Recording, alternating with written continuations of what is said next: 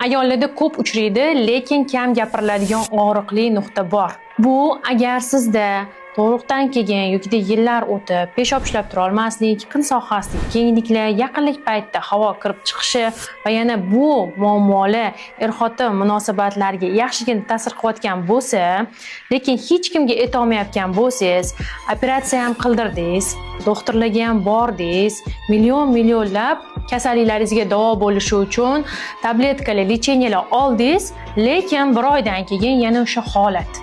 Endi nima qilishni bilmayapsiz. Sizga men tavsiya qilaman, eng tabiiy yechim, hech qanaqa uydan ko'chaga chiqmaysiz, sarf xarajat qilmaysiz yo'l kiringizga, tabiiy yo'l bilan sog'lig'ingizni intim gimnastika mashqlari bilan davolasangiz bo'ladi.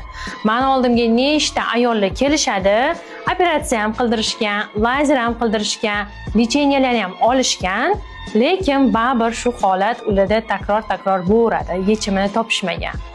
Men har doim ayollarga aytaman, bu sizning sog'lig'ingiz o'zingizning qo'lingizda.